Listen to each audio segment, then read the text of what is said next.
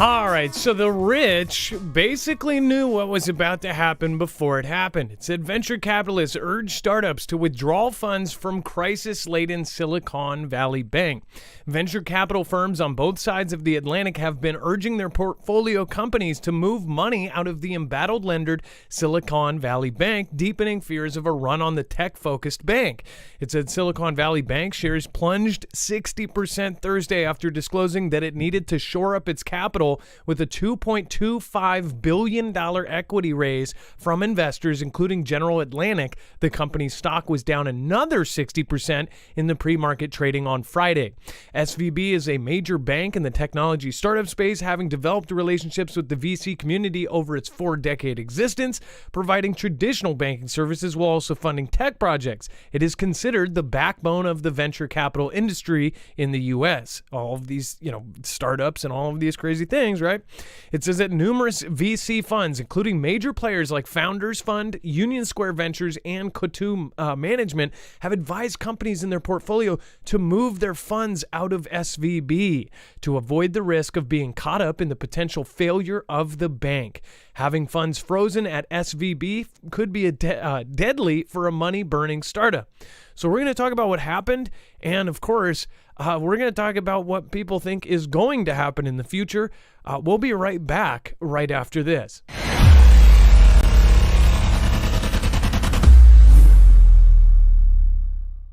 Nothing in this show should be considered legal, medical, or financial advice. The views of the callers can differ considerably and do not necessarily reflect my opinion, Dex's opinion, or anyone else who works with the show. You should always do your own research and consult with professionals. The internet is full of fake news, so please take everything with a grain of salt. If you have not already, it helps us out if you end up going through any of our affiliates, and it helps you out if you end up protecting yourself against cybercrime. NordVPN is one of the best and one of the easiest to use. If you do not have a virtual private network, it protects your IP address, which is your online identity, which actually connects to your real address and everything else. It also connects to you. If you know anything about how they are data logging and basically getting your profiles down, you can prevent that by having a VPN. Nord is, again, one of the easiest. Download it. It's like an on switch and off switch. All you have to do. Go to marfooglenews.com/VPN. Not only will you get a giant discount on this, but you will also be helping us. I appreciate your support, and I appreciate everyone that goes through any of our affiliates. Can't say thank you enough.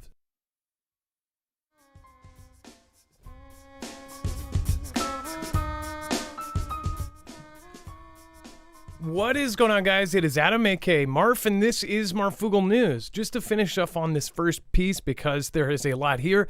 It said, in this market, a larger money center bank, it says, in light of the situation with Silicon Valley Bank, that we are sure that you are all watching unfold, we wanted to reach out and recommend that you move any cash deposits you may have with SVB to another banking platform. So one thing that happened before this huge event unfolded was there was some pretty knowledgeable people that essentially told their friends to get out. And we'll be covering that tonight. This is some pretty messed up stuff, and it could happen to any bank.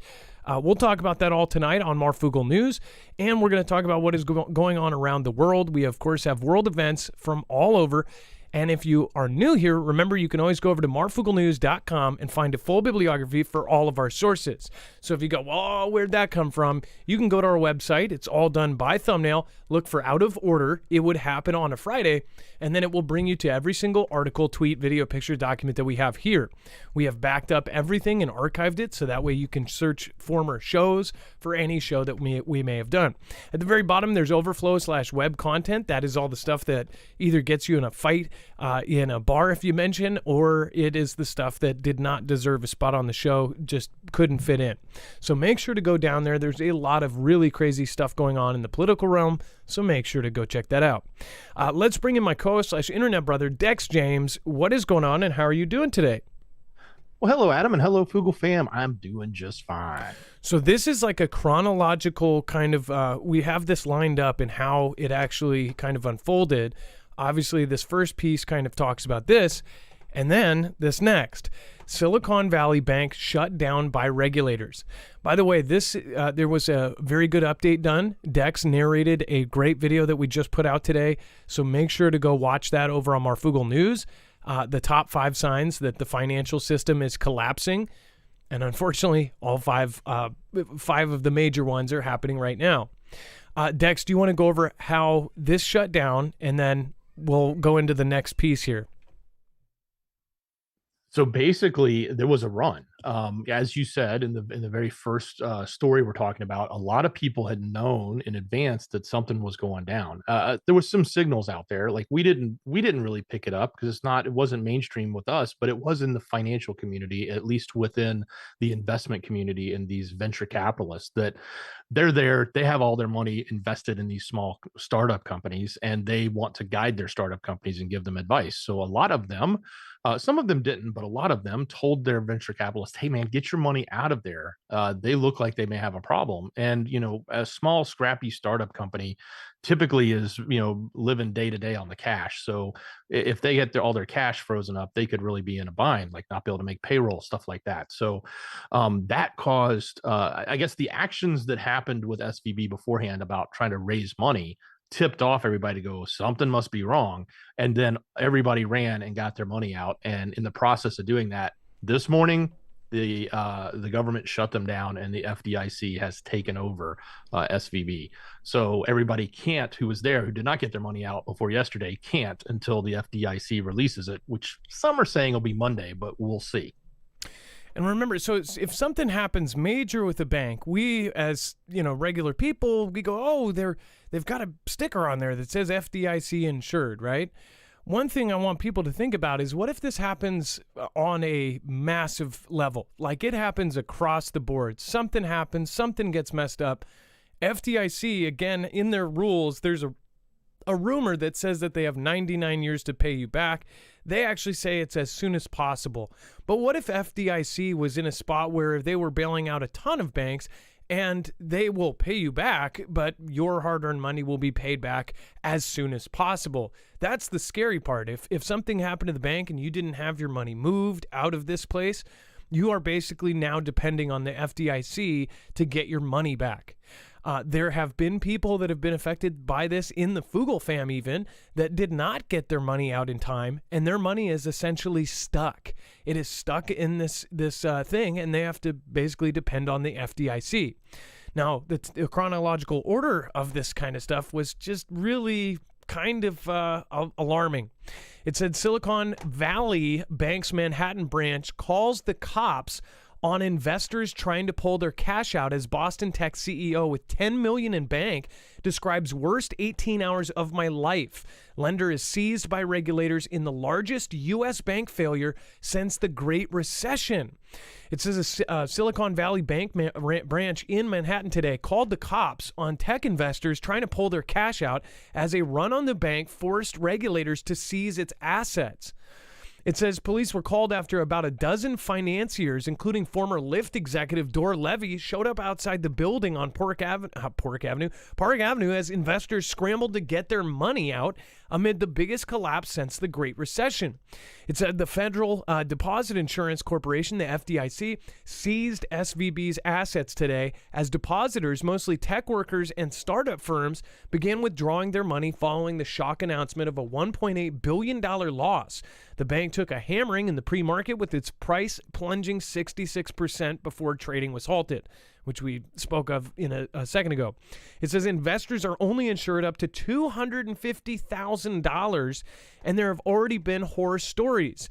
It said Ashley Turner, CEO of Boston wellness firm Farmbox RX, said that she had at least $10 million deposited with SVB and has frantically been calling her banker. She said it had been the worst 18 hours of my life. With around $209 billion in assets, SVB is the second largest bank failure in U.S. history after the 2008 collapse of Washington Mutual. The crash is expected to have a colossal impact on the tech sector, with many startups using SVB as their sole account and creditor. It said that it is the first FDIC-insured bank to fail in more than 2 years, and the last being Almena State Bank in October of 2020. So you can imagine how this would be a pretty freaky thing. Now, there have been rumors and stories talked about for years about this happening on a grand scale. Hence the title, It Would Happen on a Friday. This is something that has been chattered about quietly for now a decade. Yeah, I don't know how long it's actually been going, but I've at least heard it since 2010. people talking about some massive event happening, and then this happens to a ton of banks. Well, let's go further into what happened here. Again, this is pretty ironic. Right before, it said that Jim Cramer urged viewers to buy Silicon Valley Bank stock last month. Yeah, I'm sure he was. I'm sure he's feeling this one. It says analyst Jim Cramer is once again being pilloried on social media after a clip resurfaced showing the Mad Money host recommending viewers buy shares of Silicon Valley's bank parent company, which owns the tech-driven commercial lender that swiftly collapsed on Friday.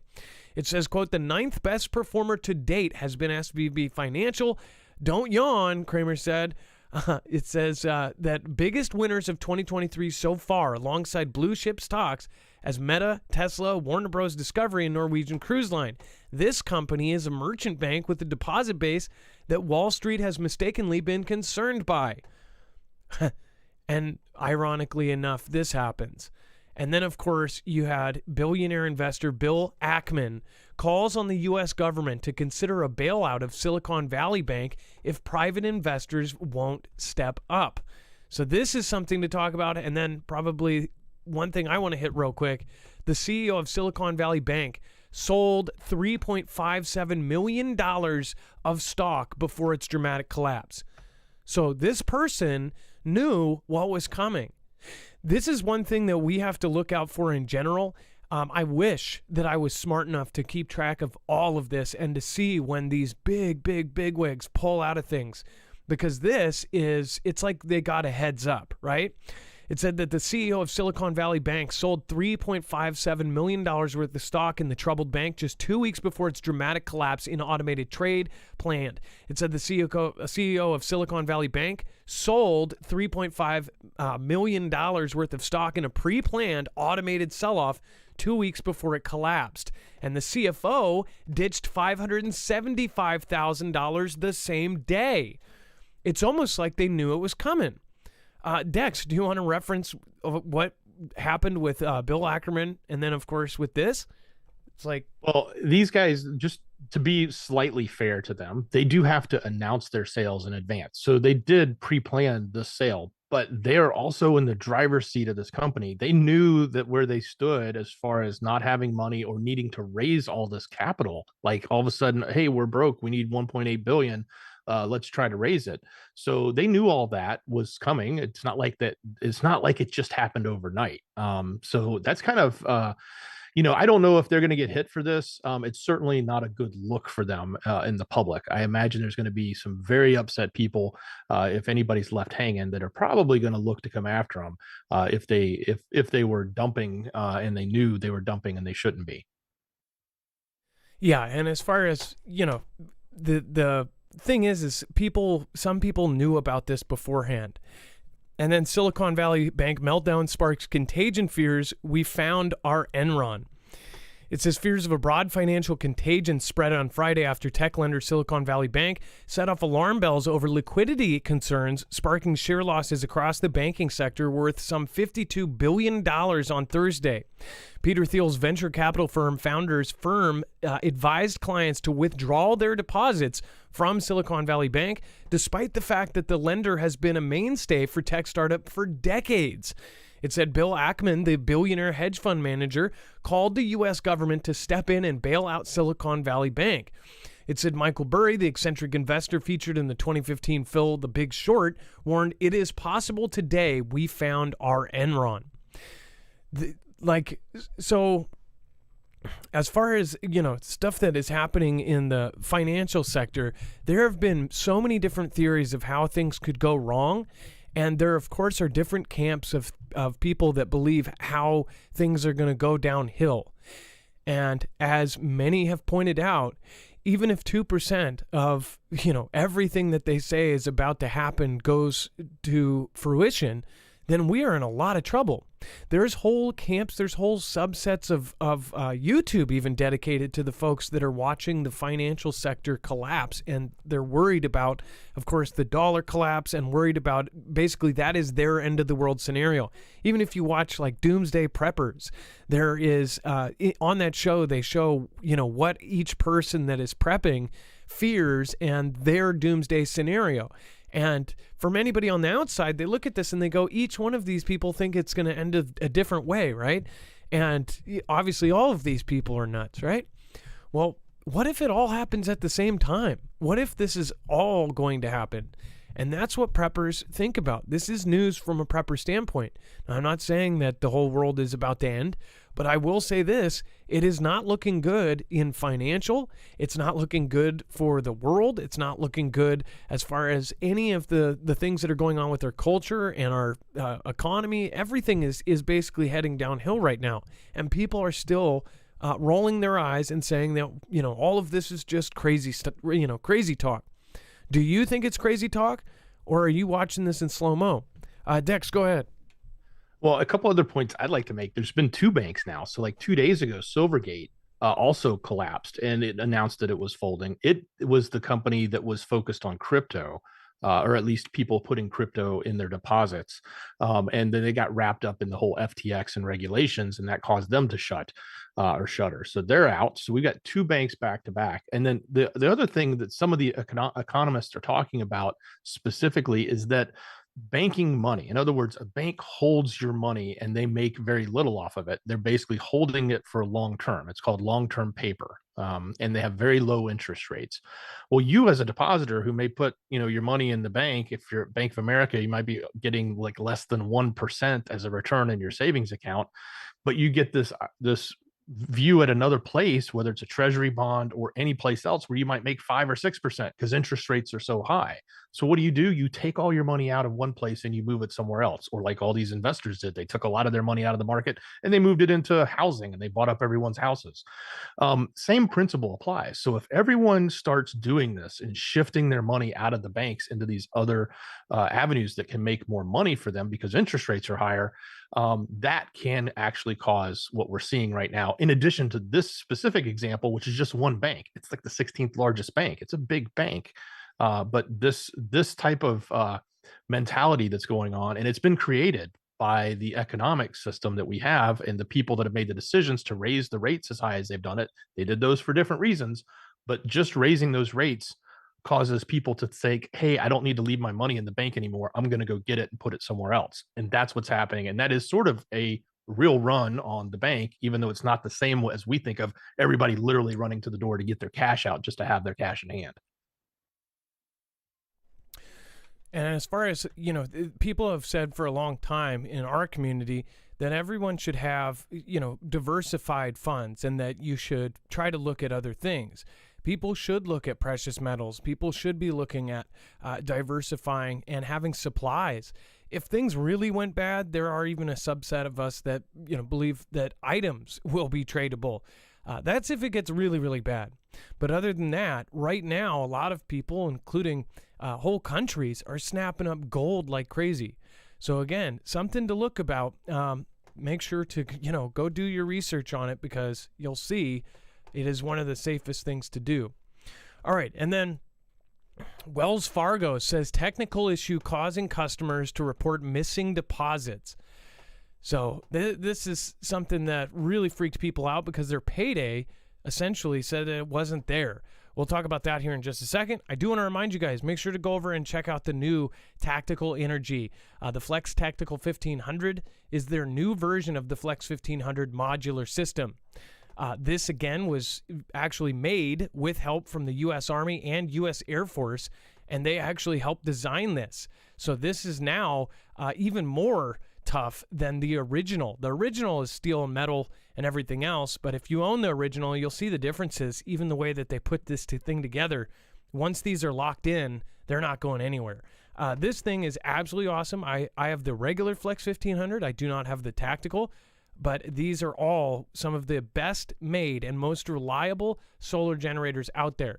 If you don't know why solar is awesome, definitely go look at this website, go look at what the features are, but mostly it's because they're quiet. They are absolutely a whole lot cheaper to run than gas, because you don't have to have $5 a gallon gas. Once you get one and you get some panels, you're pretty much set. You have unlimited power as long as you have sun. So it's a really, really great thing to have. These, you're going to be on a waiting list for a while. So just want to let you know ahead of time. Lithium, it's not much even their fault either. Everyone is fighting over lithium. So if you do want something sooner than that, you can always go for the X2. That's all built in. That has a really big battery built in. It cannot be expanded, but it can be dual linked. So you can actually link up to 2 to double the capacity and to double the output. And then, of course, the regular Flex 1500, there is still a wait on that, but it's a much less than the pre-ordered tactical. This is the original Flex 1500 and their flagship generator. Go over to marfooglenews.com/energy. You can actually get a special discount when you use the code Marfoogle. Make sure to go to marfooglenews.com/energy to see what those discounts are. It works like Legos, and it's incredibly smart. It's incredibly useful when you don't have power to be able to plug in whatever you need and keep going. So thank you. Every time you do that, not only are you getting a discount, but you're helping our independent channel thrive. So thank you guys. We appreciate it. All right. And then Wells Fargo having this technical issue. Like, what the heck is going on? It said that apparently customers had a technical glitch, and it was causing some Wells Fargo customers to see missing deposits in their accounts, the bank said on Friday. In response to complaints on Twitter, Wells Fargo representatives said that the issue may be leading customers to see incorrect balances or missing transactions, but their accounts continue to be secure. There's a lot of events like this happening right now, and they always say it's a technical glitch and it's all okay. We're currently in a conflict with countries that say that there will be consequences for this red line, and this red line, and then we pass those red lines, but we don't see a public kind of response. All of the major adversary countries that we're at war with have massive cyber departments that could do things like this. I'm not saying that that's what this is. If not, then we still have to be like, why is this happening? And of course, when somebody has their entire paycheck deposited and it's just not there, this is why people don't trust the banks. This is why people, there are a good chunk of people that do not like banks one bit, that don't even have a bank account. They do everything in all cash. Heck, almost all of Japan prefers all cash. So I kind of see why. Dex, as far as not showing in their accounts, that's scary when your entire paycheck goes in and it's just not there. Let's face it, we're all living paycheck to paycheck. It literally, that's the majority of America lives that way. And when payday, like a Friday, comes around, you're expecting to see something there. You probably have bills coming out that same day because you know it's payday, and boom, it's not there. This is scary for a lot of people. And then this is happening at the same time that everybody's talking about this big bank collapse. So that's these are not warm and fuzzy signs that everything looks really pretty. And it's also I think it's kind of ironic that it's like everything is blamed on a technical glitch. It's always a technical glitch now. That's like the new catchphrase for 2023 is technical glitch. Yeah, it's always just, it will be resolved. We don't know what really happened here, and we won't know. They get to keep all of this kind of stuff secret. This is why many people just don't trust the banks anymore. And how can you blame them? There's been a ton of these glitches. Bank of America just had one where every single Zelle transaction that was done over a period of time was removed.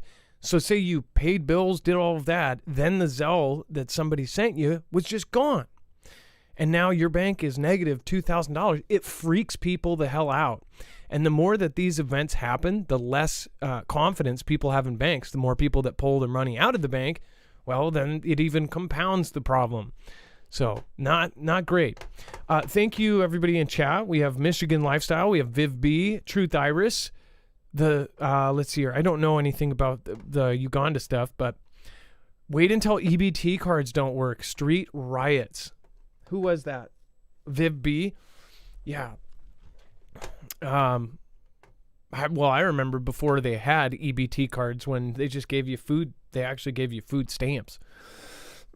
My mom had food stamps for years.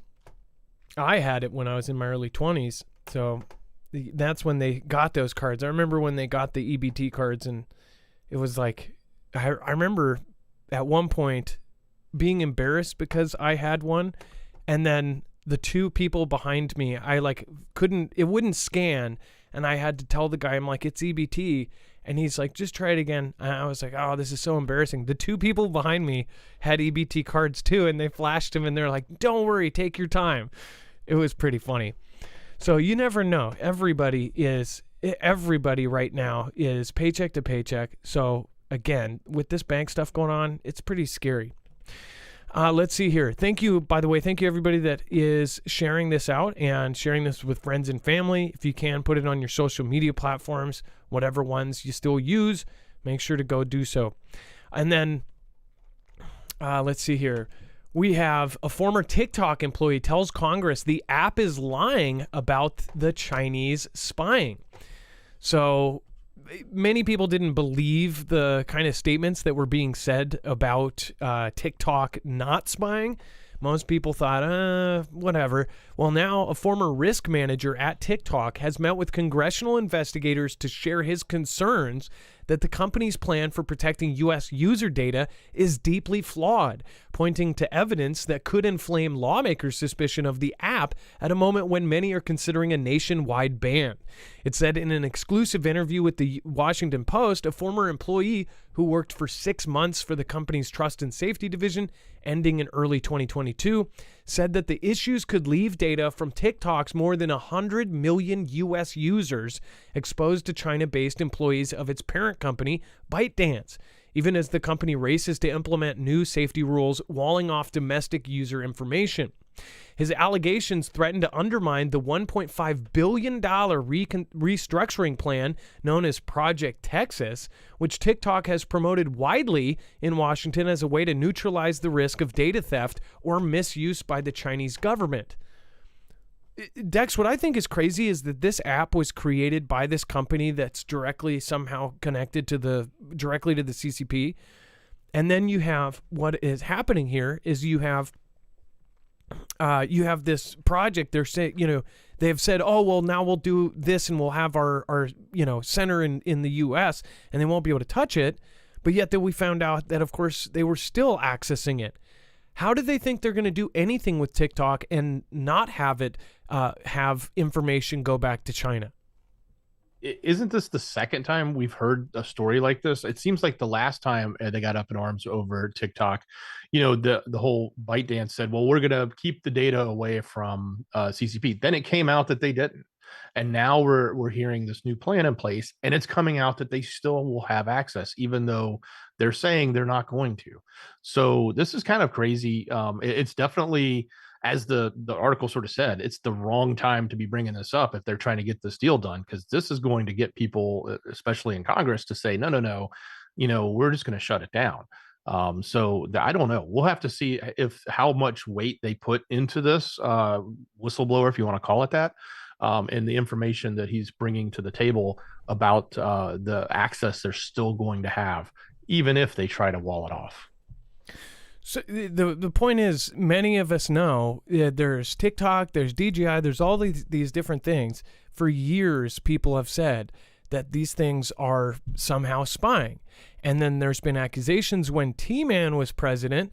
Of course, everybody laughed at it. Anything that T-Man said, regardless if it was true or not, they would say, oh, he said it, so I disagree with it. It's really dumb. Now President JB is in, and people are actually paying attention to what he said during his presidency. Now, regardless if you like our last president or not, there were some good points there made by his administration about these things. This is something that we have followed for many years, and now mainstream is finally catching, onto this, or they have to cover it because too many people, too many powerful people are worried about it. It seems like either way, there is also a side narrative pushing us against China, and now all of this stuff is coming out. Convenient timing, right? TikTok, somebody said that it's dumbing down the masses. Some people may not know the full kind of, I guess, the breadth of that statement, because the For You, when somebody goes on TikTok, an average person goes on TikTok, it has the For You, and most people do the For You and it's catered to you. But if you really just go with a TikTok account that's not connected to anybody, you will see the weirdest stuff. This new generation is completely hooked on this like 30-second, 15-second, 60-second thing.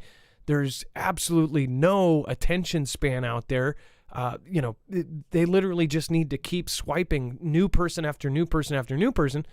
But the TikTok live has really pointed out just the craziest things about this new generation. And I'm not just like an old person going, oh, these teenagers are wacky or they're troublemakers. This is absolutely the weirdest time in history ever for our younger generation. If you don't understand, then you haven't watched TikTok. I mean, there's just so many weird things going on there. There's good people. There's funny people on there too. I have friends that do TikTok and do funny videos. But if you look, there's people that are literally just videotaping them do weird things. And I don't even understand. It's like the movie Songbird. In that movie, they show the weird kind of entertainment in the future, and it's like it predicted it. People are videotaping themselves drinking alone on a couch, and it's 12 hours. People have whole feeds where if you donate, it will make an alarm sound and wake them up. Like, this is what people are spending their time on. Instead of, if there is some sort of environmental disaster coming, do you think that this next generation's going to do it while they're sleeping on TikTok, having people donate roses to wake them up? I mean, it's just nuts. It seems to me like so many people are wasting away their lives. I mean, people videotaping themselves at a gas station selling cigarettes. It's like, and people sit there. 800 people are watching all day waiting for a customer to come in. It's like, just walk out your door. Sorry, I'm ranting like a 80-year-old. All right, and then the U.S. Navy's newest supercarrier is underway with all of its available air power for the first time. So this is some pretty awesome news as far as this is a massive new supercarrier that is now underway. It says that the U.S. Gerald R. Ford, the U.S. Navy's newest supercarrier, is operating underway with all of its available air power for the first time.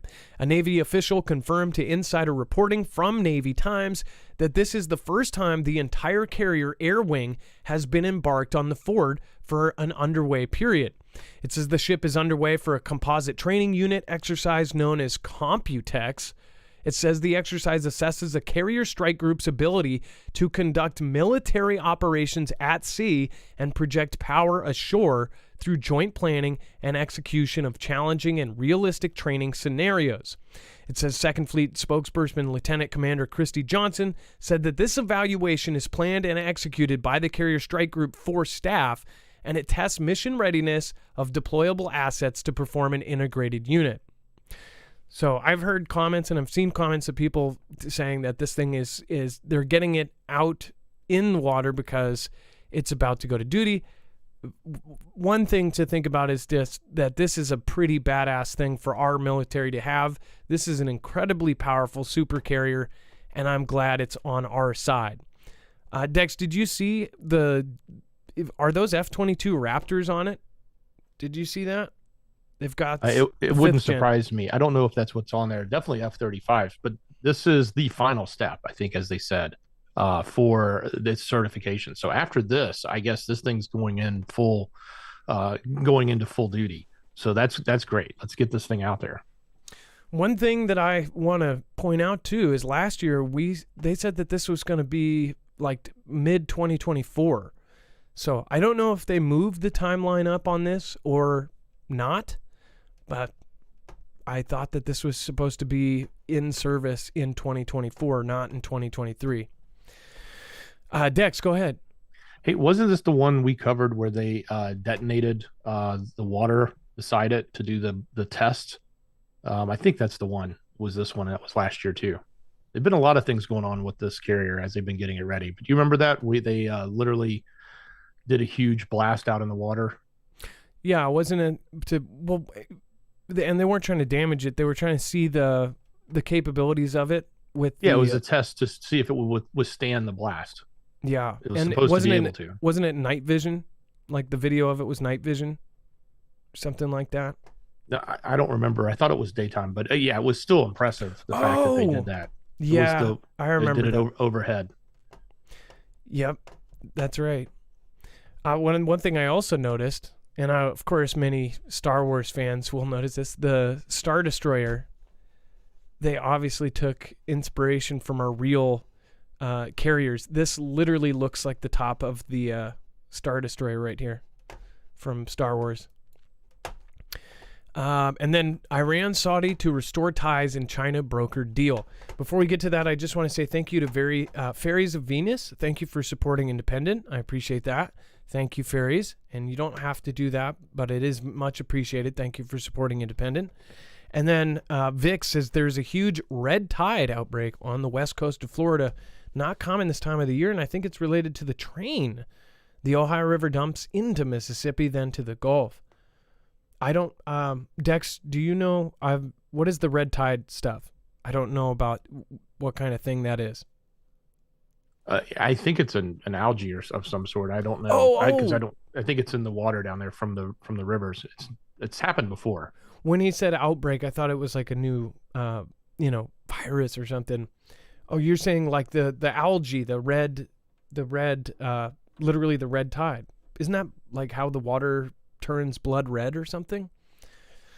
That's kind of freaky too. Ryan B, thank you so much for your support. Good evening, Adam, Dex, Mods, and Foogle fam, and viewers. Keep safe and warm. Love your way. Kenny Crowder, thank you for stopping by, and thank you for being here for years now.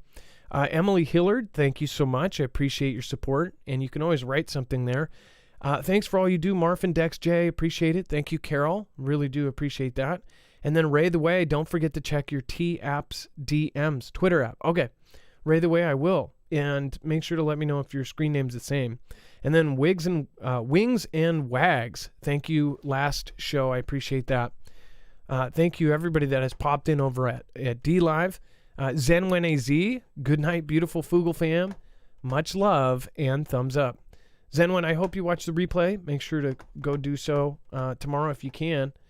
And then Ray, I appreciate your support there. Let's see. Love Pugs05. We've got Johnny Caniseed. Stephen McMahon, nice to see you here. Sunshine, Yabba Dabba Do Time. Northern Girl Hobbies. Dr. Sean Berry. London, thank you for being here. Beer Juice. And Viv B. Thunder Snow. By the way, if thank you mods. If whichever mods here, make sure to give them a thanks. And you can also do so by going over to marfooglenews.com/friends. If you feel like it, we could do a quick roll call. Again, if you want to find other people in your state, if you guys want to just let us know, give us a shout. Where are you watching from? Are you in the United States? Are you out of the United States? Do a quick roll call and represent. All right, and let's see here. We have Iran Saudi to restore ties. Dex, do you want to cover this real quick? So let's just rewind. It wasn't, but like a month ago or less, we were talking that Saudi was saying, "Hey, we're not happy with what's going on with the I country, especially if they're getting nukes. We're going to have them too." They've always had, not always, but since 2016, have had a very big rift between them. I think the main point here, aside from them apparently burying the hatchet, so to speak, is who brokered the deal. It looks like Xi is getting credit for this. So, this is, the Saudis are definitely were, I should say, one of our biggest allies in the ME. You would think they still are on paper, but their actions over the last year has certainly not been one of that. They've spent a lot of time with Xi. They've spent a lot of time doing things that weren't necessarily in the interest of the U.S., even when we've asked them for it, even though we spend all our money to support and protect them with the military. But at the same time, it just seems like the relationship is starting to fall south. Well, here we go. Let's look.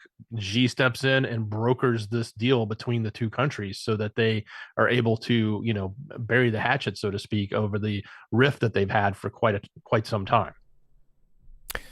And we'll see a lot more of these, differences basically put aside as we get closer to a bigger conflict. You're going to see all of these countries kind of picking sides and putting things behind them. This isn't a good thing for the United States, that's for sure, which most of you here are from. Just to shout out some of the folks here. Karen Kissick, thank you for your support. But we've got A Hobbit from Alaska. We had a few people from Earth. And then Kentucky, Bobby Sue Fry. Hey, nice to see you. Leslie Lindsay, Oregon. What is happening from the Oregon Mountains? Zairel from Switzerland. Hey, nice to see you. Some interesting ones here.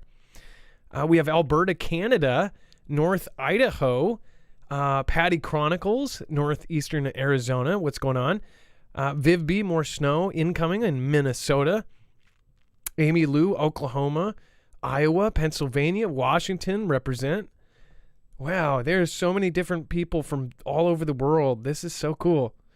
Dr. Seanberry, what is FEMA Region 1? It's funny, a lot of people know exactly what FEMA region they're in. That's like, they represent where they're from FEMA region-wise. Hey, Foogle family, praying for us all to have a good night and great weekend. Thank you, Karen Kissick. I appreciate that. Wow, there's so many different states here and countries. New Zealand, Timbuktu, Geneva, Cordoba. I don't know if I believe you. If you are from Timbuktu, that's awesome. England, Spokane. Oh, and then Woodinville, Washington. We got a lot of Washington people here. That is awesome. We gotta get the locals together. You guys are not far. Let's see here. Deming, Washington. I've never even heard of that. And their name is Cascadia Futurist. Deming, I'm guessing that you are probably in the zone of Cascadia. It's like people that live on the water, most of them know about Cascadia because they realize that it's going to be horrible. But most Washingtonians don't even know what the Cascadia subduction zone is. That's just nuts. JG, Seattle, what is going on? Represent. Kevin Smurf, Alberta. Lots of Canadians here. Alberta, O'Rider, nice to see you. Northern California, represent Ilea. Thank you, by the way. Thank you for modding with all of these folks in the chat. Thank you. Marvin Funtime, Warren G. Represent Michigan. Reptar Hunter. That's awesome. Well, thank you guys. We should do it more often so you guys can, we can find each other. And that's something that most people can relate to.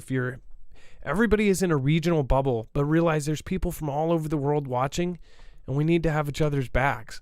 There may not be people in your neighborhood that really think the same way you do, but you never know. You could have 10 neighbors that are thinking the same thing, but you're in some sort of HOA, so everybody's all hoity-toity and won't talk to you. But there's a lot more people thinking this stuff than you realize. It's crazy how much of the world is waking up to the real truth of everything. And then Kim Jong-un supervises North Korean troops simulating attack on South. So anytime they do any of these exercises or drills, most people don't take the North seriously, but apparently they supervised a live fire artillery drill simulating an attack on South Korean airfield and called for his troops to be ready to respond to the enemy's frantic war preparation moves, apparently referring to the recent series of military drills between the United States and South Korea. It says the NK state media report Friday came a day after South Korea's military detected the North firing at least one short-range ballistic missile. It said toward the sea from a site near the western coastal city of Nampo. The South's Joint Chiefs of Staff was assessing whether more missiles may have been launched simultaneously. The United States has recently sent long-range B-1B and B-52 bombers for several rounds of joint aerial drills with South Korean warplanes. The Allies are also preparing for this month for their biggest combined field training exercises in years to counter the growing threat of Kim's growing nuclear arsenal. North Korea views regular U.S.-South Korean military exercises as invasion rehearsals. So just hypothetically throw it out there that he does mean business, or there was a mistake made, or some mistake is made during this next huge one. That's what folks are talking about and worried about. This is going to be the biggest exercise, I'm sure, and I'm hoping that it's just like every other time where we do one, they say some fiery rhetoric and say, oh, we'll bring fire and rain on top of your dog's homes or something. You know how they always have horrible translation. And I hope that that's it. But I do agree with a lot of other people in our community that North Korea could be used as a puppet for a Fantastic Freddy, a Pearl Harbor type event to get things rolling or start. The thing is, if you know my overall view of things and others in our community, then if we are going to get involved in a World War III, there would be some sort of Pearl Harbor event to get that kicked off. So I worry about NK. They do have super EMPs. They have all sorts of really crazy stuff there. All right. And then, Dex, do you have, what about the big exercise that we're doing? It's actually bigger than I believe the media is even saying. We've heard from Foogle family members that this is going to be massive. What if it was an actual invasion, like they took NK out overnight or something? Well, I also think it's kind of silly that he's upset that he thinks that every time we do a test, it's for invasion. Well, what will we be testing there?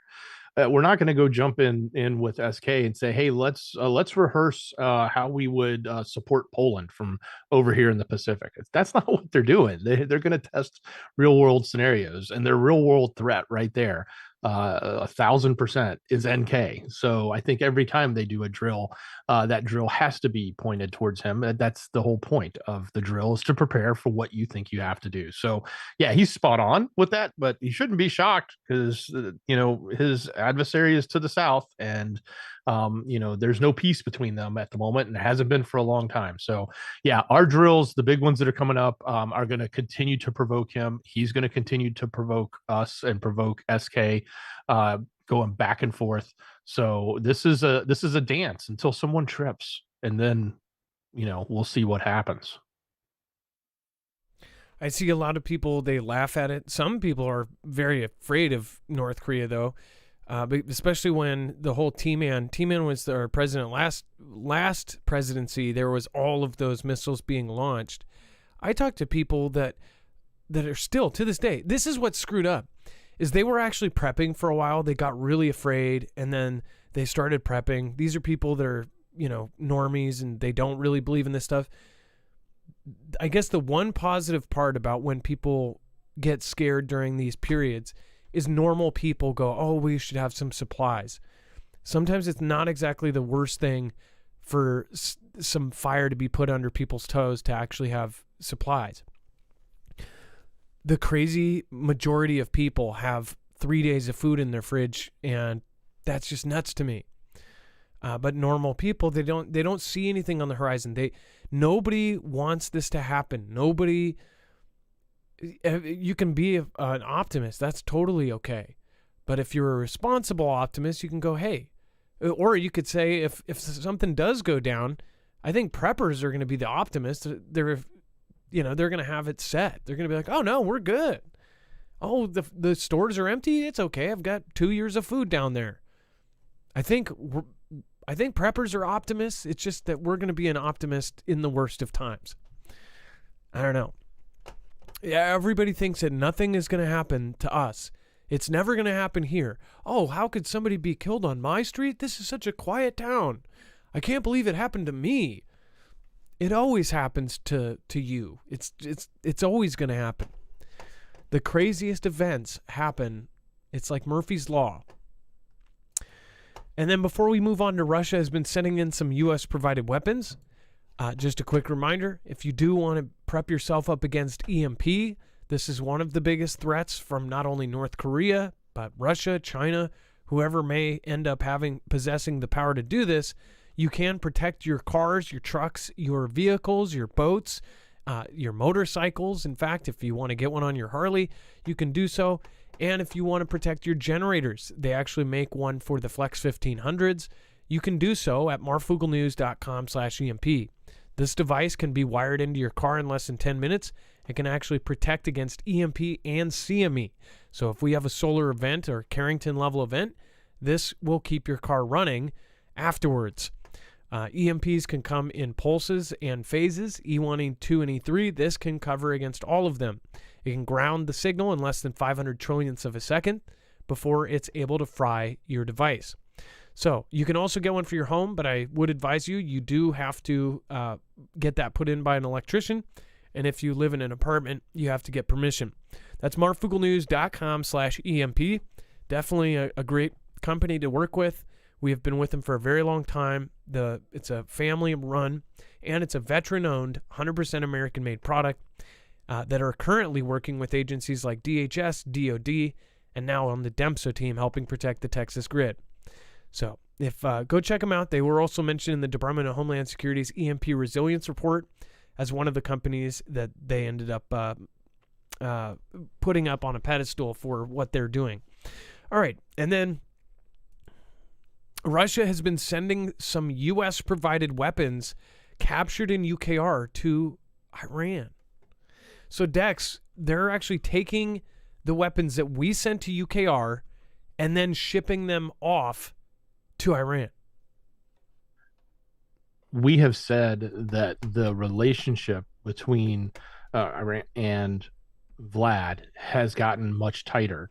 And it's because of, I think, the deal that has been struck. We talked about a few days ago about the possibility that enriched uranium was going from Vlad into their country. And I think that pretty much has put them in a position to just about do whatever Vlad wants them to do. And in this case, he's taking any equipment, according to this report, taking any equipment out of UKR that his side is running into and shipping it directly to the I country to have them reverse engineer it or potentially rebuild that equipment in a similar fashion so it can be used. Now, mind you, we've talked also about how Iran has a really strong technical and engineering culture. So it makes a lot of sense that he would be relying on them. But I think it's the deal that's been struck that nobody really knows about. It's only been speculated between them that is creating this opportunity. And we keep covering every single day. There's something more coming out about how they're getting tighter.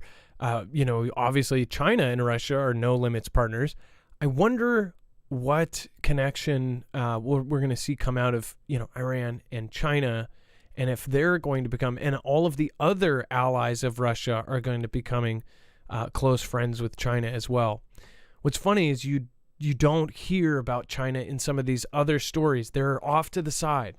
But I bet you they're just as involved with all of these kind of back and forth deals. And then U.S. intelligence shows that Russia is stirring unrest in Moldova. The reason why this matters is if it is at all true, Moldova is, of course, one of the places believed to be next after UKR is invaded. It said that U.S. intelligence officials have determined that people with ties to Russia intelligence are planning to stage protests in hopes of toppling the Moldovan government. I think it would be a little bit more than a protest if it topples the government. But it says White House National Security Council spokesman John Kirby said that the intelligence shows that actors, some connected with Russia intelligence, are seeking to stage and use protests in Moldova as a basis to foment an insurrection against Moldova's new pro-Western government. When you see this kind of article out there, just keep in mind, there is a good chance that we will now see these protests in the Moldovan cities, that somehow something will happen to their leader, that this will be used as a WW3 kind of tit-for-tat thing that escalates things. And they're saying, they already said it to us in the back of our heads, they can go back to this article and go, oh, it was Russia that did that. One thing you have to know, and maybe it's for our own good, maybe they're secretly acting for our own safety, right? But you have to understand, 3-letter agencies here in the U.S. have toppled many governments. Many. And of course, they're not going to just say, we went in there with U.S. soldiers and toppled the government. No, there's always these super, super sketchy super spies go in, or groups take out the prez or do this or do that. But right now, it's happening on a grander scale. It's not the U.S. that's doing it. It's like a group of people above the U.S. So we don't know who's really going to do something, but I'm just pointing out, I hope not to see this, but when I see this kind of thing, I go, this is telegraphing what's going to happen next. And most people will go, oh, it's mainstream, so it's BS. The BS part is who is doing it, because we won't ever know. But watch, when they telegraph things like this, when the U.S. intelligence puts something out, it's never an accident. They're putting it out there. Oh, well, we showed you. Remember, and it's Russia, so it will be blamed on Russia.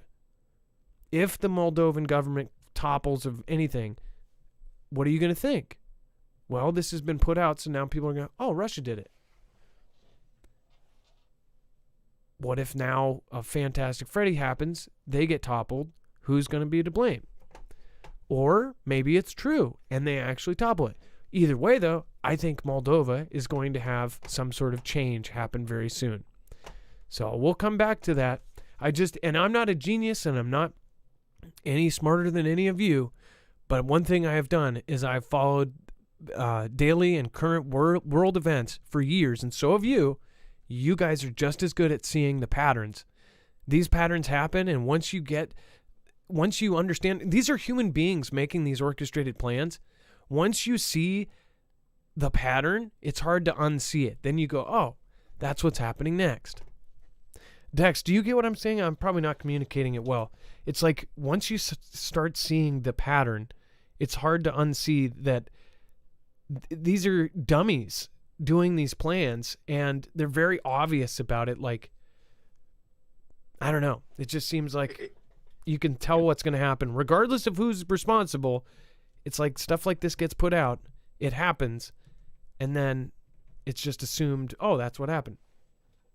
It's almost like predictive programming, right? And we talk about how you see that in other things. That's mostly in fictional or TV and movies and stuff, but it's almost the same thing. It's like it's in the media, and it's between the lines. And if you can just sort of pick up on it, you can see what's coming.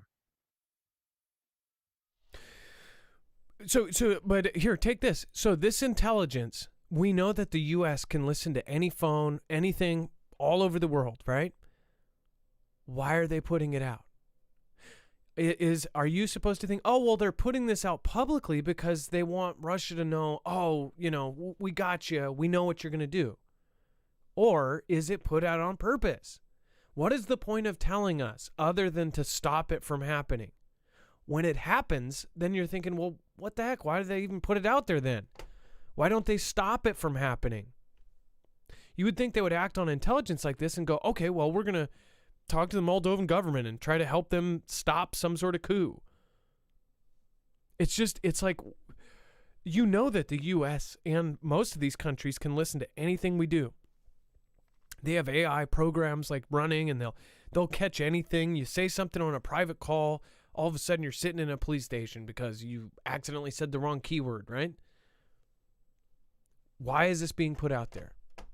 Watch. Why were the pictures put in our brains of the map of Moldova getting invaded after? It's like, why does any of this happen? There's very small coincidences. They don't exist. All right, Dex, go ahead. On the flip side, so just, this is foreshadowing, absolutely. But on the flip side, the other scenario that could be going on here is there could literally be people in that country that are creating their own protest.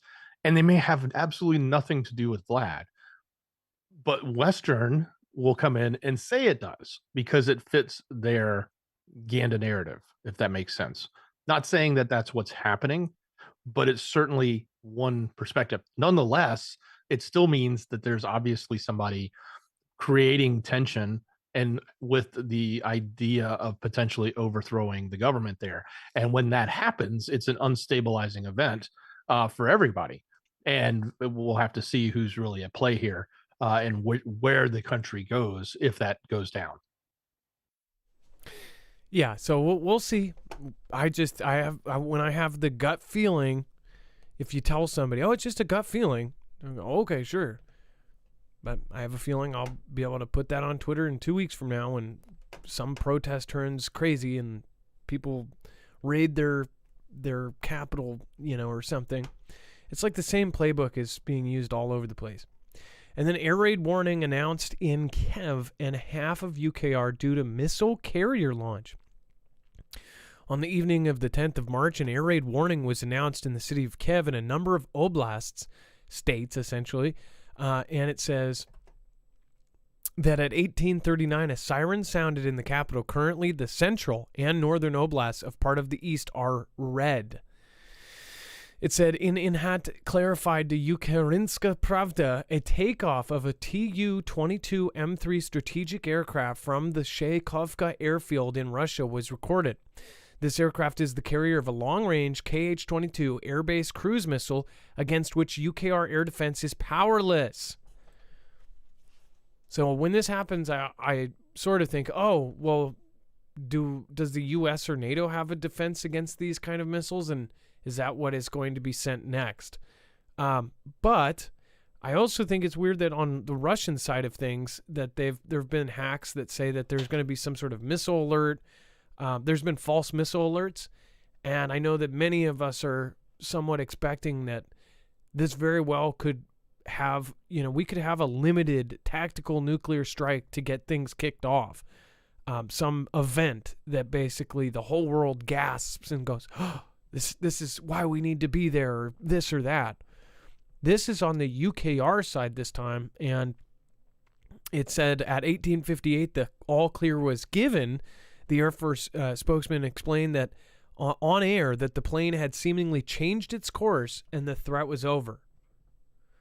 What was going on here? Dex, what do you think? They turned around, they saw the ghost of Kiev, and they were like, oh, that's scary. Maybe, but this is coming right after the big retaliation. So the launch of the hypersonics and all of the strikes against the infrastructure, and many civilians lost their lives the other day from that strike. That strike was announced from Vlad as a retaliation for UKR going across his border and striking them. So to see this happen right again, I think everybody's on edge because they just got hammered. And they were thinking they're about to get hammered again because those hypersonics were air launched from these types of aircraft. Well, it's like Russia has this advanced stuff that can't be stopped. Some ask, like, well, why aren't they just using all that? If it can't be stopped, couldn't they just wipe everything out? It makes people wonder, like, why aren't they just wiping things out? Even if the will of the UKR people is so strong and they've got all of this gear, if they have gear that can't be stopped, why aren't they just using it and wiping absolutely everything out? That's why some think this is all just some circus. It's crazy to think about, and it's like it's all leading to something way, way bigger. And then China holds military advantage over the U.S. as Washington prepares for conflict over Taiwan, retired general. Before we cover that, just a reminder, if you're one of the many with 3 days of food in your fridge, don't do that. Go over to marfooglenews.com/prep. You can not only help support independent media like us, but you can also get a massive discount over at marfooglenews.com/prep. You can get freeze-dried food that will last 25 plus years. In 2052, you could be cracking open a meal and putting some hot water in it, cook it, and eat it. It's a great thing to have around, not only for SHTF, but for a storm, for a hurricane, for a tornado, for an earthquake. To have extra food in your house is really, really useful. Now, you don't have to go all out on the 3-month, but the 3-month, when you buy bulk, just like as if you go to Costco and get a bigger thing, it's going to be the most affordable way per meal to get that supply. You can get a 3-day kit, you can get a week kit, you can get 2 weeks, you can get whatever amount you want. I think you can get just single freeze-dried meals, but that's the good way to get a whole lot. And if you're one of the people that wants to have the recommended minimum of 6 months, this is the most affordable way to do so. Some of their competitors are 2-3 times the price. That's why we like this, is it is an affordable way. If the regular person saves $20 a week for a few months, they can actually get a huge chunk of food all at once. It's not cheap. It's not cheap to prep. So I also recommend, if you have no money, if you are saying, hey, I can't get this with EBT, or I can't save up that, my paycheck, there's nothing left. Just take $5 a week and try to do it yourself. There's many channels in our friends network that you can go to, and they will teach you how to and save up to do dehydrated. You can dehydrate food. It's not as tasty, in 20 years from now, but it can almost get there, and it is a cheaper way to do it. There's a lot of great channels down here that can teach you how to do that. Make sure to go over and check out the friends list, and there's a lot of great creators that will be able to help you with the solution to the problem. Also, grab yourself, when you go to the store, grab a gallon of water if you can, every time you go, just in case whatever disaster happens regionally. You'll have extra water, you'll have extra food. Grab a can every time you go to the grocery store. Just grab 1 can of non-perishable food, because when something does happen, all the people we told to do this before CV, when all of the stores were empty, they had food and they ended up thanking us. You don't have to go all out. You don't have to sell your house and go live in a hole. Just do it slowly at a time. But yeah, again, if you want to go do it all at once, go to marfooglenews.com/prep. It helps us. You get a discount. And again, you are getting something that you'll be able to keep for decades. All right. And then, if it wasn't obvious enough, they're doing these island hopping exercises from Fugel Family Military. They said that the amphibious assault ships that we had contracted here in Washington, that was sped up tenfold. We had a huge order for these kind of ships. The ones, not only these, but another kind of ship that's like an APC that has this door that drops down. It's a newer, this is like D-Day style boat here that you see these Chinese soldiers on. We, on our side, we are mass producing these island hopping ships. I'm guessing that a good part of that is for the Taiwan thing. But otherwise, it's like, why are we mass producing these things? China is apparently, and this is according to a retired general, it says concerns over Chinese invasion of Taiwan continue to mount, with Beijing now suspected in involvement in damaging some of the island nation's undersea internet cables this week as another show of deliberate harassment. By the way, the cables also hold those fiber optic lines, the connections. So if they knock out surface level communications, there will also not be physical communications down below underwater. It's the same thing that we're worried about, cables being cut between us and Europe, because then if they do EMP or knock out surface communications with electronic warfare, there will be no landline between these places, right? Well, just yesterday we reported, or the day before, the underwater sea, two different cables were cut. They said, oh, it's an accident. It was a fishing boat or it was a cargo boat. Well, now 2 accidental cable cuts were done between 2 islands. It says the disruption to Taiwan's internet was not only a nuisance for the island's inhabitants and visitors, it also revealed the significant implications for Taiwan's national security. There is no definitive evidence that China purposefully cut the internet lines, but come on. But the incident brought renewed attention to what the attack on Taiwan might look like and whether the U.S. would be able to adequately stop it. It says that U.S. war games involving a Chinese takeover of Taiwan generally involve a large-scale amphibious attack that would attempt to quickly and effectively take out the islands on its international allies by surprise. President JB has said that he will send troops to counter a Chinese land invasion, which would likely prompt responses from the other regional U.S. allies and could make this form of assault costly and deadly for all parties involved. So first of all, here's one thing to think about. How can we not be preparing for a direct war with China if the public quotes that have gone back and forth, oh, we support one China, now we're going to fight you if you take this island, when China is saying we are guaranteed going to take it either by force or not, right? And Taiwan, whatever the current leadership is saying, nope, you're not going to take us. Either something has to go down with their politics where they go, you know what, we are going to just, be consumed by China. We're now China. We're now an extension of China. Or If they go and take the island, if we are saying that we are sending our soldiers there to physically stop this thing, that would be a direct hot war with China. How can we see that being done when what is going on in UKR, or what happened with, with Afghanistan and all of this other stuff? It's like, you think we're going to go in there and get in a hot war with China over Taiwan? If we are, then that's World War III. When we didn't do it for UKR, but yet we're sending all this money and gear. So, Dex, I think it's weird that they talk about Taiwan differently now, that they're basically going to go in there and stop this thing with actual soldiers. They're going to take on China, which is bigger than Russia, as far as they might not have as many nukes. I guess, do they look at China differently? And do you think it's going to play out the same as what's going on in UKR?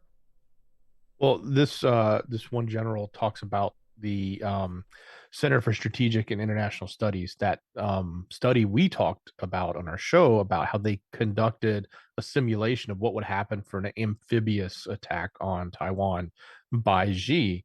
And one of the statements in there is, we would likely run out of long range precision guided missiles within a week. Within a week. I remember when we reported on that, it was more along the lines of, like, we would win, but it would take a long time, and our Navy would be decimated, their Navy would be decimated. It was basically like, nobody wins, but we would win, but it would just not be pretty. It would be very, it would be very costly. The other suggestion that's made here is a more likely scenario would be a quarantining or a blockade of Taiwan. So instead, they take control and seize the airspace, take control and seize the shipping lanes. And by doing that, they wouldn't have to fire any shots. And then it's just a matter of, would we allow that to happen, or would we then go in and forcefully fire our shots against them to stop it? That's a very interesting scenario. And of course, we've talked about the other scenario, which is they just take one of the many multitude of smaller islands there, just pop onto one, and then once they've claimed one, they can just start moving from island to island. And the only way that would work is we would have to physically go there and physically start doing actions against them. And the real question is, are we going to do that? And not many people believe we will, because are we going to stop this? How valuable is it really? Everybody is debating whether they will stop this. And then you hear JB talking a few months ago saying everything in the future, we're going to go back to Made in America, right? The government is talking about every last part of China. They're talking about the cranes. They're talking about TikTok. They're talking about DJI. They're talking about Huawei. They're talking about the chips and how they have these backdoors in. They're talking about the active pharmaceutical ingredients, how they control all of that. They're talking about the lithium. It's as if we're going to be separating in the near future from them, right? At the same time, people think, oh, no, well, Beijing Bob over here is on the payroll. So what's really going to happen? But if we didn't go in and stop anything else, they're saying if they did a blockade, they did a no-fly zone over the island, are we going to stop that? Are we going to shoot down their planes that are enforcing it to go into the island? Are we going to sink their ships to get past the blockade? All they have to do is really encircle the island, which that's what they practiced. Remember when Pelosi visited? They encircled the island. They have the largest navy in the world. They even practiced. Check this out. This is why this is almost believable that they would do this. They took 200 tankers and lined them up, physically connected them so people couldn't pass through. Was that practice for a future event? Because we would have to sink them to get through to the island. They could starve the island out, do a no-fly, put up all sorts of things, put ships that could enforce a no-fly zone, and then just wait. That's actually pretty realistic, and basically the only way we'd be able to stop it is if we go to war with them. And are they betting that we will not go to war with China? Dex, go ahead.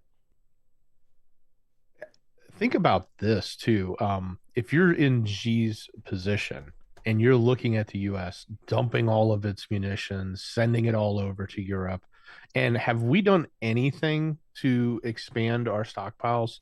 Have we, called on our military industrial complex to, you know, stock up and build a lot? Have we announced any bills of funding that are just significantly uh, spent on the military for buildup for this potential conflict? But his country is just completely going as fast as they possibly can, stockpiling, stockpiling, and stockpiling. If he's sitting there watching us do what we're doing, and he's sitting there looking at his own country doing what they're doing, it's got to empower him. He's got to be feeling like he's got more power than we want him to necessarily have, I guess.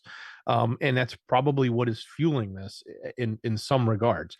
On the flip side, if all of a sudden the U.S. said, "Hey, we've gone in 200% on everything. We're going to build up a massive arsenal against any of these adversaries," they would be thinking twice. They would be saying, "Wow, I can't compete with that," or "How am I going to compete with that?" or should I worry? But right now, they're not worried about us. They're saying, "Hey, we can build all we want. We're going to keep doing it. We've got the biggest, workforce, the biggest manufacturing force, and they're turning it out, faster than anyone else is right now." And this is an important part. Not only would reuniting Taiwan with mainland China give Beijing a geopolitical boost and effectively supersede the U.S.'s influence in the region, it would subject the South China Sea to even more Chinese dominance. This is what Japan is worried about. Once they take Taiwan, then goes further out, then all of a sudden they start controlling waterways. They control the Taiwan Strait. They control a huge chunk. Even if we have bases in here in the Philippines and there and there, it will be superseded by this massive kind of extension of China that goes out into the sea. It says every one of our allied countries in the region would have to work out some sort of deal with China. All of those countries would have to go to Daddy Xi and say, "Hey, we need to get through this part and this part and that part." Therefore, he would have his thumb on all of them.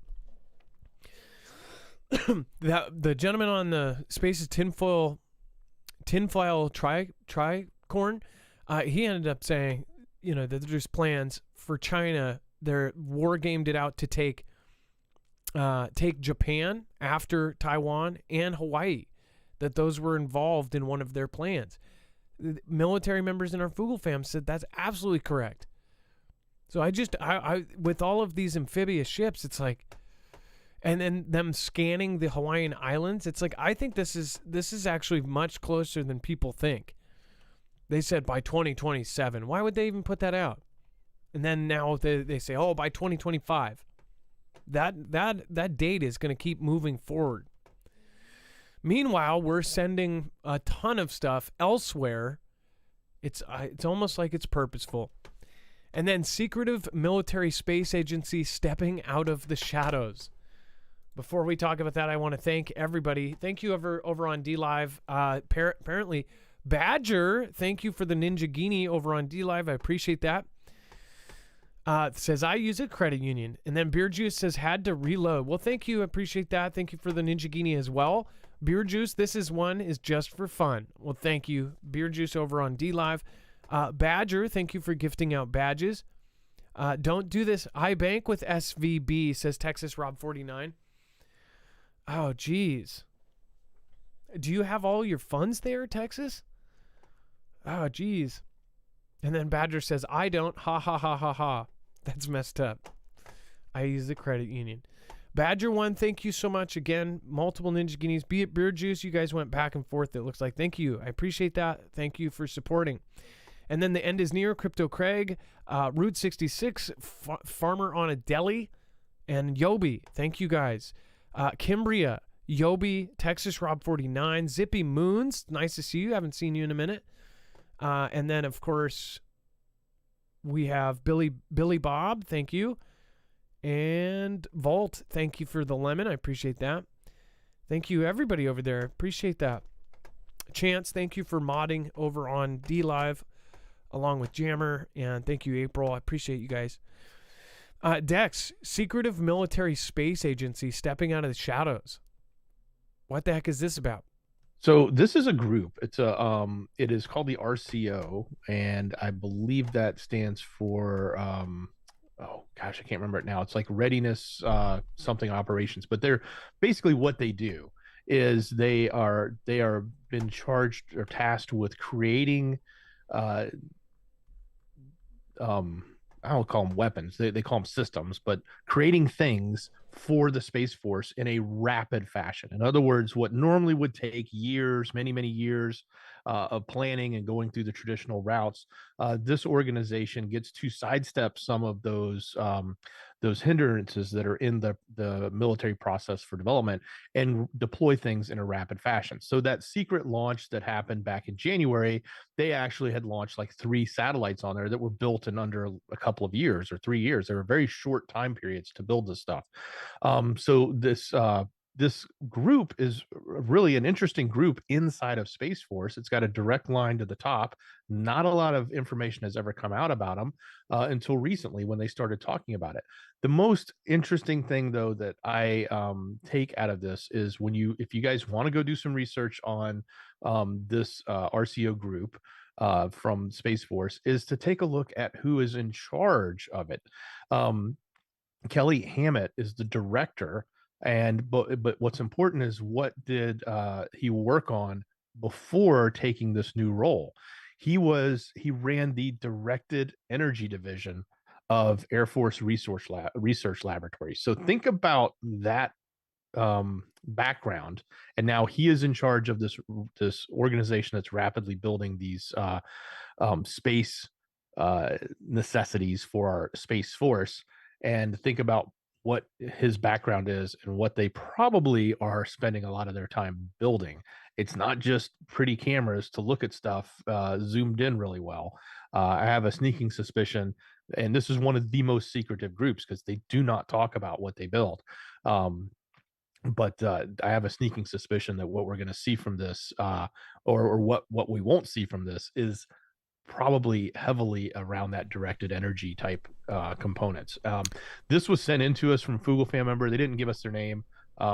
It was brought to our attention. So it's one of these backstories that you just don't hear about because it's not on the front page. You kind of have to go looking for this and dig it up. So it was rather fascinating. And here's the important part. They said that one of the goals for the space agency is to boost its visibility on Capitol Hill, essentially to try to get more money towards their operations there. It says if people don't know we exist or what we do, that's a lot harder to do. Is this going to play a bigger part very, very soon here? And why are they coming out now? And by the way, it was rapid. Let's hear it. Rapid Capabilities Office, Space Rapid Capabilities Office. That's what the RCO stands for. So they're developing, and they helped with the X-37B. That's what I highlighted down here. The secretive aircraft thing that we were talking about and covered. It says the Air Force RCO led the development of the X-37B uncrewed reusable spaceplane and the B-21 long-range strike bomber. So they're in charge of some pretty scary stuff there. The Space Force, when it was put into place, everybody laughed about it because it was T-Man and his administration. Of course, the media had to poo-poo on anything that T-Man said. I mean, pretty obvious that they attacked him hard. No matter what his administration put out, they said, it's crap. Now, people don't make fun of the Space Force. It's stuck around past his... When it first came out, people were like, what? I want people to really think. Why did they start the Space Force in the first place? What kind of meeting did they have where they were like, we need a Space Force? If you look at China, they've created their own space station, and then admitted later. We said when they first started it, we were like, this thing's going to be a weapon. After they finished it, China said, this is one of the most important successes in our military. They said it was a weapon. That thing is going to be a weapon. And then if you look at directed energy was a theory. People got kicked off the internet for talked about directed energy. And we showed you, if you watch the show for a very long time, we said it before, and we showed you when it happened, when that Department of Defense official came out with the press conference that said they've weaponized space and that we know that they have directed energy. It was a huge deal. It was like people on the internet talked about it for years. And now it's all public. And not only is it public, now they're saying that they're the RCO and places like this that are going to help with this kind of stuff. It's going to be way more public. That to me says it's a sign that things are about to get bad and they are going to need to create a whole lot more stuff. So keep that in mind. All right, and then thank you, El Sheepo Dago. I hope you're still here because it says life has been busy. Life has been busy. Thank you. Life's been busy and I've been a stranger lately, so here's a humble offering for my absence. Much love to all. Stay free and stay vigilant. Well, thank you. And we'll watch, and I miss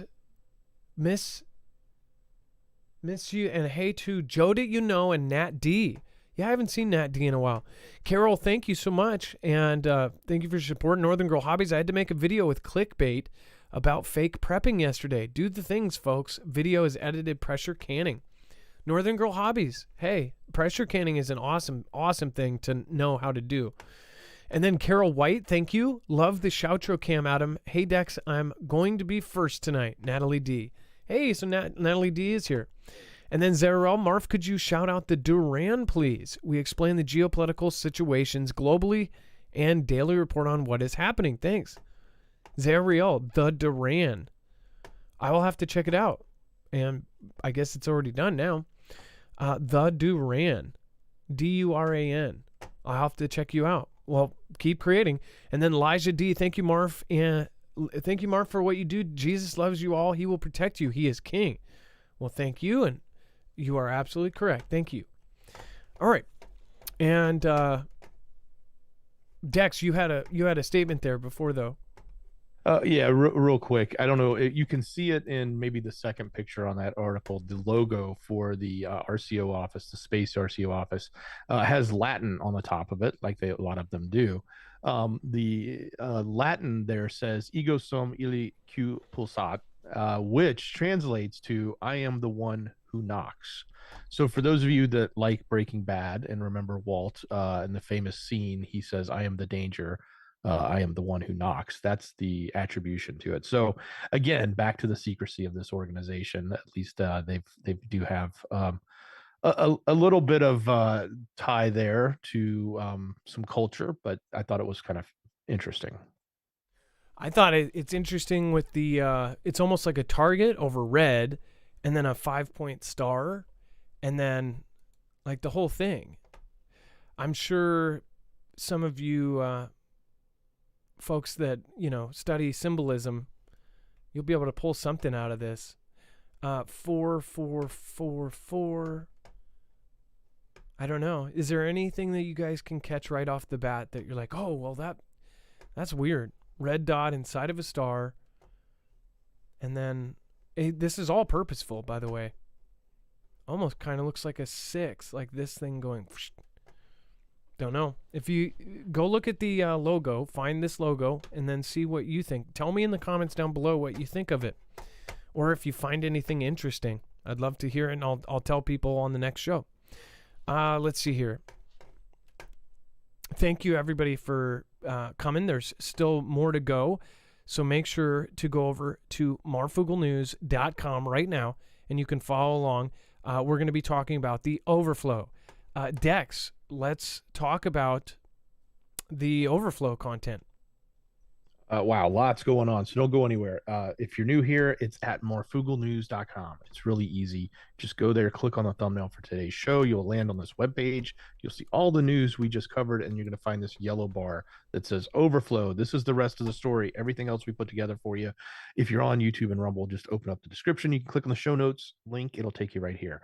Lots going on. Hey, there's actually something really bad up in Washington that happened with a podcast host being stalked. That was kind of a creepy story. So if you want to learn more about that, it's there. Speaking of California, or not really speaking of California, it was Washington, but in California, there's a lot of things to be speaking about, particularly those in San Fran wanting to get concealed permits are having a hard time getting it, but many people want them now, obviously for obvious reasons, because of I think the crime that's getting pretty bad there. But maybe they're looking for goats, because apparently goats are now running loose in San Francisco. So just crazy. And if that's not bad enough, then a lot of residents are being urged to evacuate again in California due to all the rainfall that's coming, and especially hitting in those snow areas. If it melts that snow, where they've got like 46 feet of snow this year, or this season, that's going to be a bad thing. So that's all there. Much more. We've got all the political stuff. There's a lot going on with DeSantis. There's stuff going on with T-Man. It's all there. So if you're curious, you can find it there. Interesting story about someone's interview on this platform, on the YT platform here, and what happened to them. And for those of you that wonder why we talk in code all the time, you can go read that article and find out why somebody just had a particularly normal interview and had it completely zapped because of a single word, and they don't even know which word it was they said, but it was certain words were said, and boom, that video got hit. So that's there. Lots of other things going on. We do have some updates in the UKR side of things with Vlad. The new Air Force photos that came out for the B-21 Raider. We've shown you some of those when they first launched, but they've got more photos that are now being pushed out, so you can go take a look at that. And oh, surprise, surprise, Micronesia is in talks to switch ties from Beijing to Taiwan. Remember yesterday, we talked about Micronesia. We said JB was in the process of shouldn't say bribing, but funding them. He was put together a budget to produce a lot of money for a handful of these islands, Micronesia being one of them. Now here they are today talking about potentially switching from Beijing to Taiwan.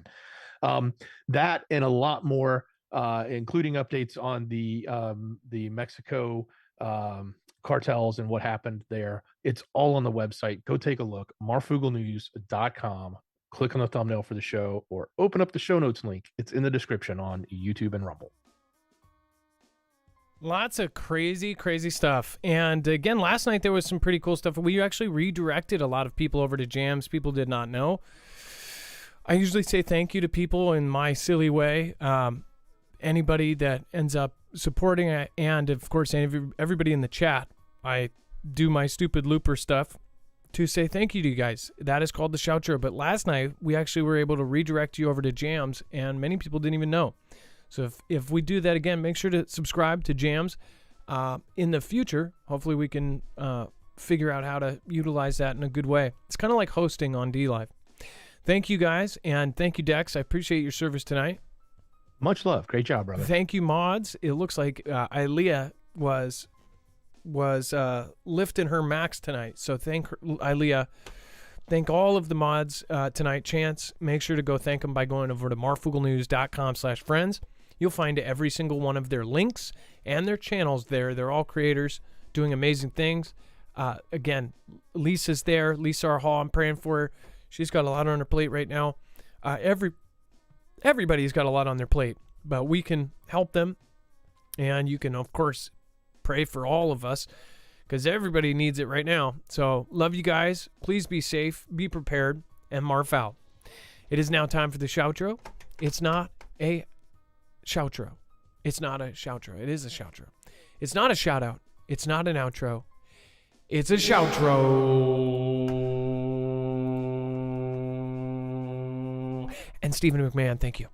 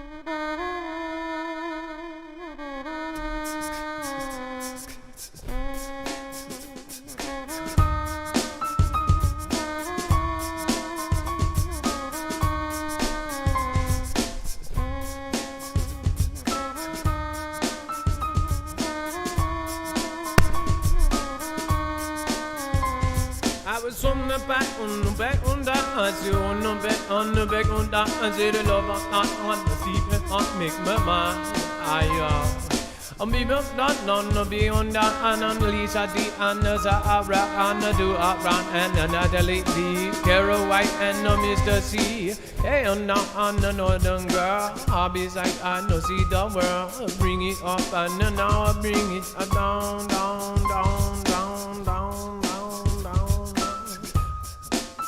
Thank you, Fairies of Venus. It looks like you were the top supporter tonight. Over on D Live, actually, you guys really, thank you so much for the support over there. Appreciate that. It looks like Beer Juice and Badger just went back and forth tonight. Thank you so much. Thank you so much, all of the mods. Make sure to go thank them by going and subscribing.